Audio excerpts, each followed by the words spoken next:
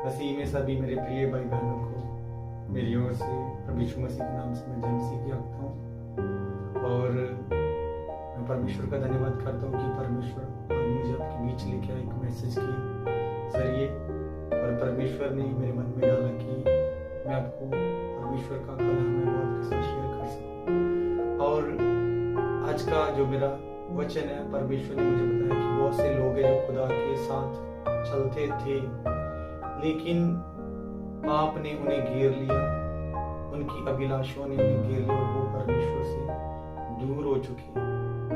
और वो आज इस कदर गिर चुके हैं और सोचते हैं कि परमेश्वर हमें एक्सेप्ट नहीं करेगा, और सोचते हैं कि हम परमेश्वर के योग्य नहीं है, हमारा परमेश्वर के साथ क्या काम है। अब अभी वो लोग हैं जो कंटिन्यूस पाप में बढ़ते जा रहे हैं, लेकिन वो अपना असली मकसद भूल चुके हैं कि हमारे बाप ने हमें इस धरती के ऊपर किस लिए भेजा है। और आज मैं बाइबल में से एक वचन लूंगा और आपके साथ शेयर करूंगा। मेरे बहुत से प्रिय भाई बहन उजाड़ू पुत्र के बारे में जानते हैं। एक पिता है और उसके दो पुत्र हैं। एक पुत्र है जो बहुत आज्ञाकार है और दूसरा है जो वो आज्ञाकार नहीं, लेकिन है क्या, वो है परमेश्वर का और उस पिता का पुत्र है वो। और उसके मन में एक दिन शैतान ने ये विचार डाला कि वो अपनी संपत्ति को अपने पिता से बंटवारे में मांग ले। और वो क्या करता है, उस दिन अपने बाप से कहता है कि जो मेरा हिस्सा बनता है वो मुझे आप दे दीजिए।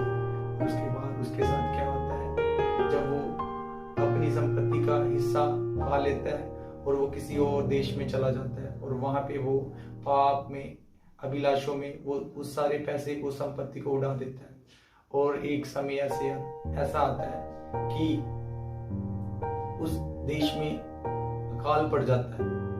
और जब अकाल पड़ जाता है तो उसके पास जो भी संपत्ति थी, जो उसने अपने बाप से ली थी, वो सब की सब वो गवा चुका था और उसके पास अब कुछ नहीं है। लेकिन वो क्या करता है, वो सोचता है कि मैं किसी के साथ काम कर लूंगा और अपने खाने पीने के लिए अपना इंतजाम करूंगा। और वो उसी देश के किसी निवासी के पास जाता है और उसे कहता है कि मुझे तू कोई भी काम दे और मैं करने के लिए तैयार हूं। और वो आदमी है जो उसे सूअर चराने के लिए भेज देता है। और वचन बयान करता है कि उसके पास कुछ नहीं होता खाने के लिए, और जो सूअर खाते हैं उसी से वो अपना पेट भरने लग जाता है। आज बहुत से मसीही भाई बहन हैं जो एक समय में परमेश्वर के साथ चल रहे थे, आज्ञाकार थे, लेकिन शैतान ने उन्हें क्या किया, कंफ्यूज कर दिया और अभिलाषों में, पाप में डाल दिया। जब उनको पाप में डाल दिया तो वो क्या, परमेश्वर से दूर हो गए। जैसे ये उजाड़ू पुत्र है, परमेश्वर अपने पिता की हजूरी से चला गया। जब उसकी हजूरी से चला गया तो क्या हुआ, वो क्या अपने पिता को भूल गया और जो कुछ उसके पास था उसने सब कुछ गवा लिया। आज विश्वासी जब परमेश्वर की हजूरी से भागते हैं, सबसे पहले वो क्या करते हैं, परमेश्वर की हजूरी को खो देते हैं, उसकी प्रेजेंस को खो देते हैं। और उसके बाद उनके जीवन में क्या होता है, जो परमेश्वर ने जिन आशीषों के साथ उनको ब्लेस किया होता है वो सब गवा देते हैं। और बहुत से लोग हैं जो ऐसे स्थान पे पहुंच जाते हैं कि उन्हें अपने जीवन का कोई भी मायने, उनको अपने जीवन का कोई मकसद पता नहीं चलता है और सोचते हैं कि हम क्यों इस जहान में आए, इस धरती पे क्यों आए। और उनके पास जिंदगी जीने का कोई मकसद नहीं रह जाता। और उसके बाद वो सोचने लग जाते हैं कि हम तो पाप कर रहे हैं, हम तो अभिलाषों में फंसे हुए हैं और परमेश्वर के हमसे घृणा करते हैं। शैतान उन्हें और ज्यादा गिराने की कोशिश करता है, क्योंकि उसको पता है अगर इसको ये बात समझ आ गई कि परमेश्वर इनका पिता है और वो इन्हें कभी नहीं त्यागता, तो उसको पता, अगर इनको ये बात पता चल गई, ये तो नरक में नहीं जाएंगे बल्कि स्वर्ग में जाएंगे। आज बहुत से लोग हैं जो खुदा से भटक चुके हैं, खुदा से दूर है। परमेश्वर का वचन बयान करता है इसके बाद कि एक दिन ऐसे ही वो सूअरों को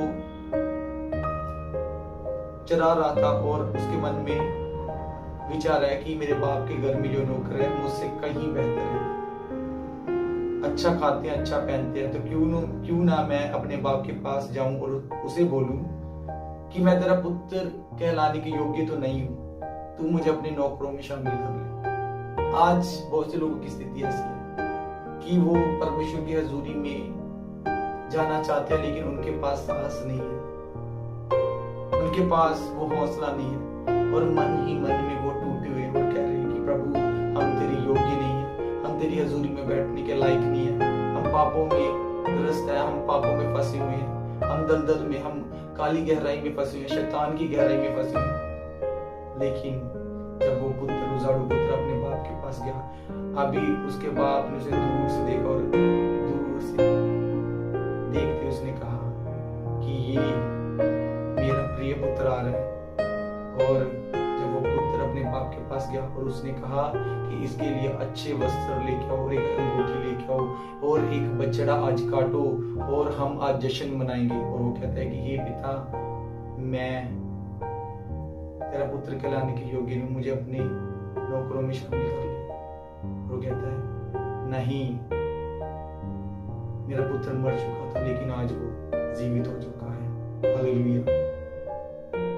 आज बहुत से लोग जो परमेश्वर के पास आना चाहते हैं और डरते हैं उसकी हजूरी में आने से। रीजन क्या है? कि उनके जीवन में पाप है। मैं आपको सच बताना चाहता हूँ, जो भी पाप है उसको त्याग दो, एक बार उसकी हजूरी में बैठकर तो देखो। वो कहता है कि जो जो मेरे प्रिय पुत्र और पुत्रियां मर चुके थे, जब उसके पास जाएंगे वो कहेगा कि आज वो जीवित हो चुके हैं। मेरा जीवन भी ऐसा ही था। मैं परमेश्वर के पास गया, बहुत अच्छा प्रभु के साथ चलता था, उससे दूर हो गया और गुनाहों में गिर गया। मेरे माइंड में भी सेम थिंकिंग थी कि मैं परमेश्वर के योग्य हूं, मैं तो पापी हूं, मैं उसके पास कैसे जाऊं, मैं तो एक गंदगी का ढेर हूं। मेरे मन में ऐसे विचार चलते थे। लेकिन जब समझ आ गया कि उसका वचन कहता है कि ना मैं तुझे कभी छोड़ूंगा और ना तुझे कभी त्यागूंगा, क्योंकि मैं तेरा परमेश्वर हूँ और मैं सदा तेरी रक्षा करूंगा, सदा तेरे अंग और संग चलूंगा।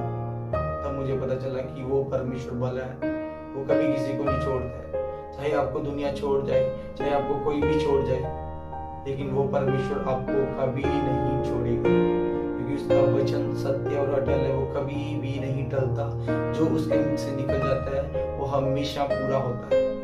और आज जितने भी मेरे प्रिय भाई बहन हैं जो परमेश्वर से भटक चुके हैं, उसके राह से भटक चुके हैं, आज मैं उनसे एक बात कहना चाहता हूँ कि आप उस खुदावंद के पास आए। अगर आपके दिल टूट चुके हैं, अगर आप धोखा खाए हुए हैं, अगर आप परेशानी में फंसे हुए हैं, उस परमेश्वर के साथ बैठकर देखिए, उसे पुकारे कि हे पिता हमारे जीवन में आइए। जब आप उस पिता के पास जाएंगे और उसको अपने जीवन में बुलाएंगे, तो वो उसी वक्त आपके जीवन में आएगा और आपके दुख को, दर्द को ले जाएगा और आपके पापों को क्षमा करेगा। लेकिन आपको उसकी हजूरी में आना पड़ेगा, अपने पापों की क्षमा मांगनी पड़ेगी। मैं सच बता रहा हूँ कि वो आपको उसी वक्त गले लगा लेगा।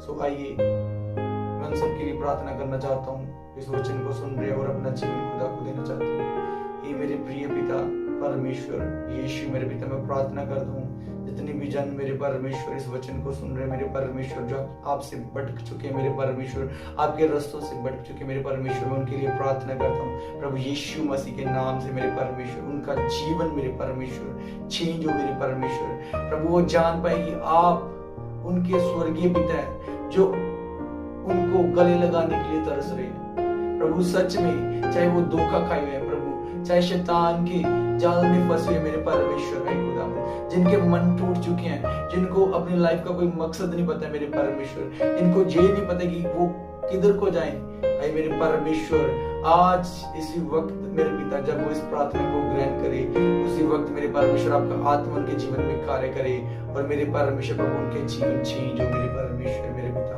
आप उन्हें गले लगाइए मेरे पिता यीशु। सच में मेरे परमेश्वर आप अच्छे और भले भी थे। प्रभु आपका वचन कहता है कि मुझे चख और देख मैं भला हूँ। प्रभु सच में आप भले हो मेरे परमेश्वर। जितने भी जन मेरे परमेश्वर इसको सुन रहे हैं मेरे परमेश्वर, प्रभु सच में आपसे आशीष पाएं और मेरे खुदावन मेरे परमेश्वर उनके जीवन से न रही। मैं मेरे पिता आपका धन्यवाद करता हूँ। आपने मेरे पिता इस वचन के द्वारा और इस प्रार्थना के द्वारा मेरे परमेश्वर मेरी पुकार को सुना और बहुत से लोग मेरे पिता चेंज हुए। आपकी महिमा हो। धन्यवाद यीशु, आपके पवित्र और सामर्थी नाम में मांगते हैं।